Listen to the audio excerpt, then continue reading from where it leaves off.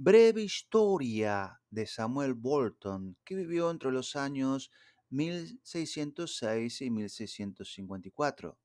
Samuel Bolton fue un erudito, miembro de la Asamblea del Westminster, que era una reunión de teólogos, miembros del Parlamento inglés convocado entre los años 1643 y 1653 para reformar la Iglesia de Inglaterra.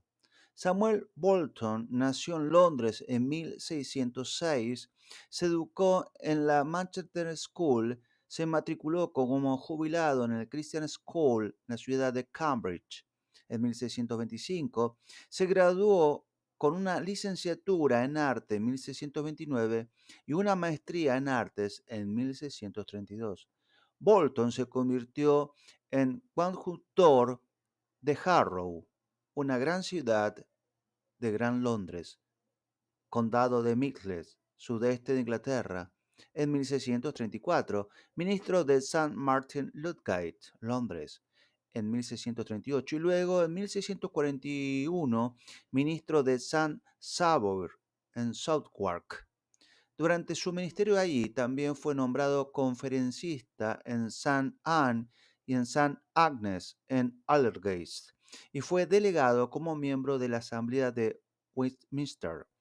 En 1645, Boston se convirtió en maestro del Christian College en la ciudad de Cambridge. Incluso entonces, sin embargo, continuó predicando regularmente en London, especialmente en el St. Andrews de Holborn, porque su deseo de ganar almas para Cristo mediante la predicación era muy grande.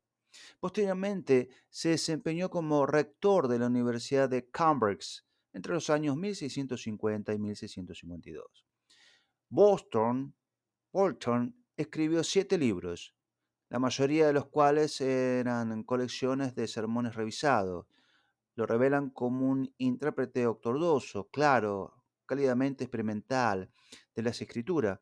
Vivió como predicó, enseñó y así escribió. Murió el 15 de octubre de 1654, a los 48 años tras una larga enfermedad. En su funeral fue descrito como un temeroso de Dios, divino de otro mundo, cuya predicación arrebató nuestras almas con una vigorosa simpatía. En su testamento pidió ser enterrado como un cristiano común y no con la pompa exterior de un médico, porque esperaba resucitar en el día del juicio y presentarse ante Dios y no como un médico, sino como un cristiano humilde. Edmund Calamy, un líder teólogo de la Iglesia Presbiteriana inglesa, predicó en su funeral. Libros que él obró fue el Arraignment of Error. No obstante su título, este libro pretende mostrar por qué deben evitarse las controversias innecesarias y por qué hay que oponerse firmemente a los errores sobre doctrinas esenciales. Su portada resume las preguntas abordadas, un discurso que sirve de freno para frenar el desenfreno de los espíritus de los hombres en el entretenimiento de las opiniones y como brújula por lo que navegar en la búsqueda y hallazgos de la verdad, distribuida en 6 preguntas principales. Pregunta número 1. ¿Cómo puede estar de acuerdo con los fines de Dios, de Satanás y de los propios fines del hombre que haya opiniones erróneas? Pregunta número 2. ¿Cuáles son los motivos de la abundancia de los errores? Pregunta número 3. ¿Por qué tanto se dejan llevar por los errores? Pregunta número 4. ¿Quiénes son los que están en peligro? Pregunta número 5. ¿Cuáles son los medios para examinar opiniones y las características de la verdad? Pregunta número 6. ¿Qué formas ha dejado Dios en su palabra para suprimir el error y corregir a las personas erróneas? Bajo las cuales se componen, discuten, resuelven cuestiones generales, muchas otras consultas necesarias y rentables, y en conclusión, y de todo, se suman algunos motivos y medios que conducen a una feliz acomodación de nuestras diferencias presentes. La acusación de error aborda la pregunta: si hay una verdad y un evangelio, ¿por qué hay tantas divisiones entre el pueblo de Dios? La respuesta de Bolton es que abundan los errores para tratar de tamizar a los hijos de Dios, preparándolos así para apreciar la verdad. También aborda otras preguntas tales como ¿por qué Dios permite errores en la iglesia?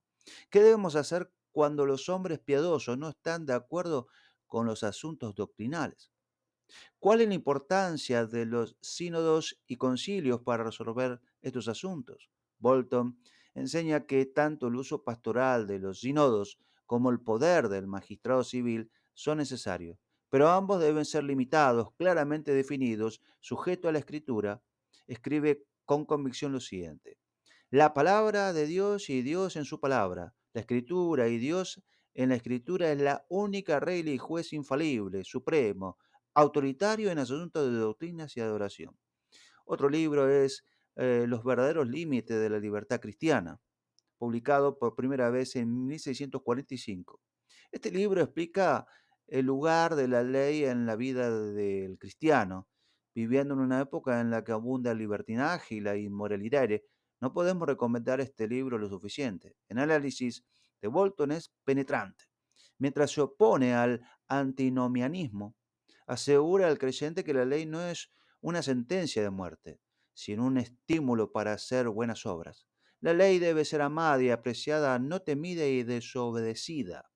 Después de definir la naturaleza de la verdadera libertad, Bolton responde 6 preguntas relacionadas.